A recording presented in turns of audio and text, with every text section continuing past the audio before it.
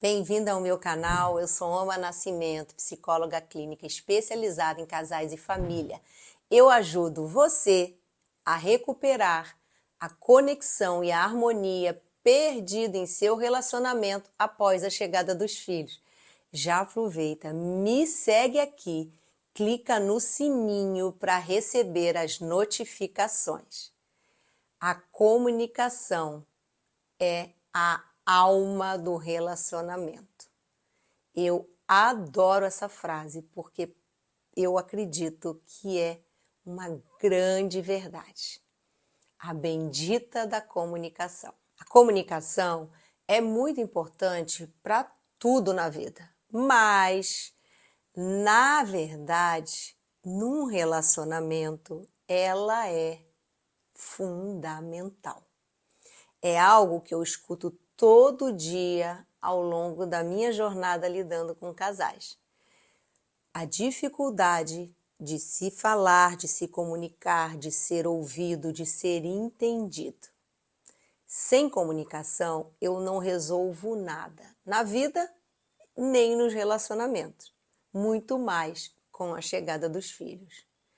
Tem muitas questões acontecendo que surgem quando chega um filho. Eu vou falar sobre esses problemas aqui e por que eles acontecem.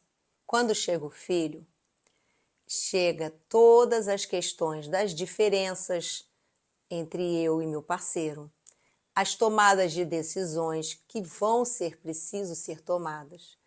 A comunicação precisa ser fluida, porque vocês vão ter que negociar e decidir muitas coisas juntos.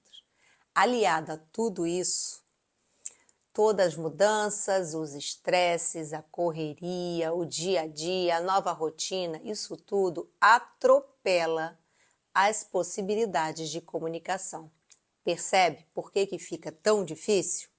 É através da comunicação que a gente expressa o que pensa, o que sente, o que deseja, o que precisa, o que agrada, o que não desagrada.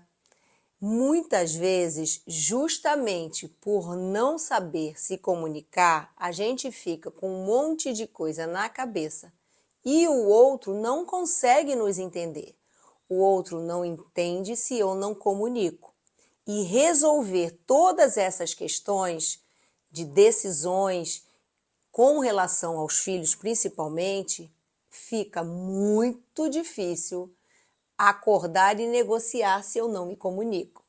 Eu estou mostrando aqui como é difícil se comunicar, tudo o que acontece quando chegam os filhos e lembrando, toda essa mudança, esse ajuste na rotina, isso são estressores, estressam a família, estressam a gente e naturalmente, sob estresse, eu tenho mais dificuldade de me comunicar, além da falta de tempo.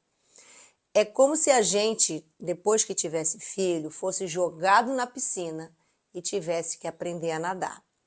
E daí, quando eu estou me afogando, eu não consigo me expressar tão bem. E tudo isso vai criando um círculo vicioso que vai distanciando cada vez mais você e o seu parceiro. E fazendo um parêntese aqui, mesmo quando eu acho que eu não estou comunicando, que eu estou de bico calado, eu estou comunicando algo. Estou comunicando através do meu olhar, através da minha expressão, através do meu corpo, do meu jeito, do meu comportamento e também através das minhas falas. Então, quando eu fico com algo na cabeça, naturalmente, eu estou inferindo coisas, imaginando coisas, o outro não entende, mas eu expresso de alguma forma no meu comportamento. E isso eu falo, dá um curto-circuito, porque eu não falo, mas o outro percebe sinais de que você está pensando algo, inferindo algo ou imaginando algo. Percebe como é difícil? Mas o quanto mais isso for para fora, que eu digo quanto mais isso chega no mundo, chega no outro, eu comunico, mais fácil fica do outro também entender o que está acontecendo aqui dentro da minha cabeça. E essa fase nova da chegada dos filhos ou do segundo filho é uma fase de grande adaptação. Tem muitos ajustes acontecendo. Para você, para o seu parceiro, os dois estão vivendo algo novo.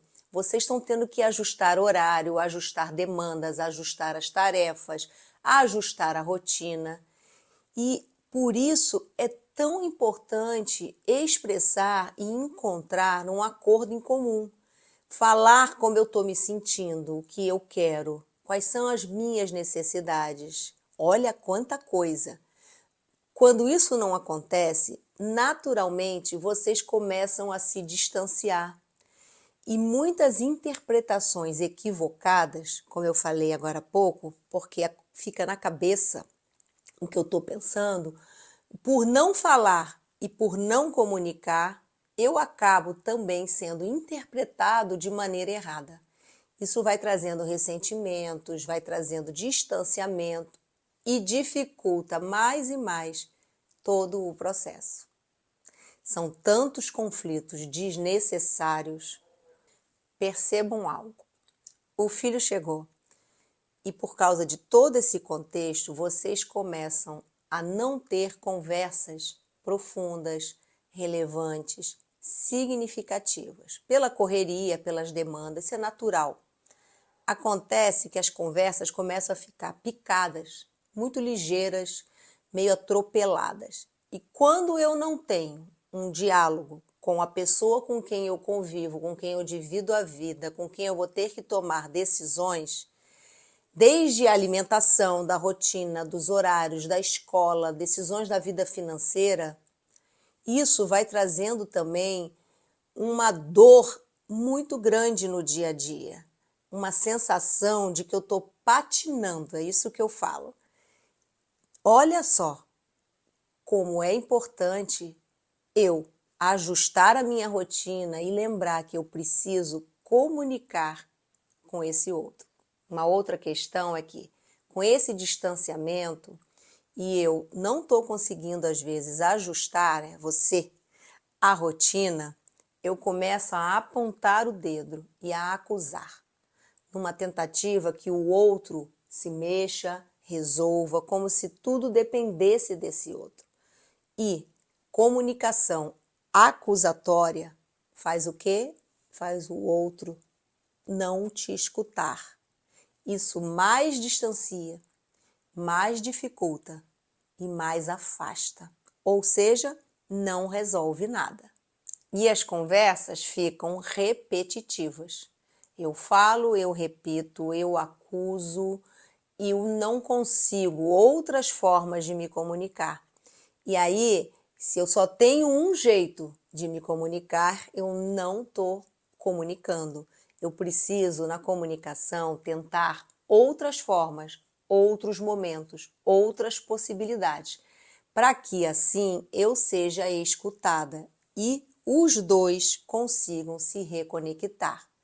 Existem muitas ferramentas de comunicação que ajudam vocês.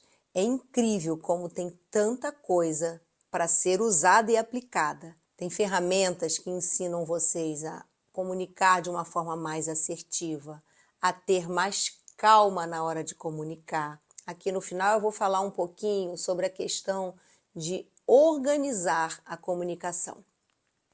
Um outro problema aqui que eu quero trazer é a fuga dos conflitos. Então, tá tudo tenso, você tá cansada, começa a ter muito estresse, eu começo a evitar as conversas difíceis, porque vai dar conflito. E aí, o que acontece é que falar sobre aquilo que eu concordo, sobre coisas triviais e superficiais, é moleza. A questão é conseguir comunicar sobre os assuntos que são tensos, que são difíceis, em que a gente não concorda. Por isso que é tão importante ter um tempo para comunicar, ter uma comunicação olho a olho, ter um pouco mais de calma e consciência do que eu quero e do que eu preciso comunicar. E prestem atenção, nós temos estilos e diferenças na forma de comunicar. Isso é um elemento que precisa ser levado em conta.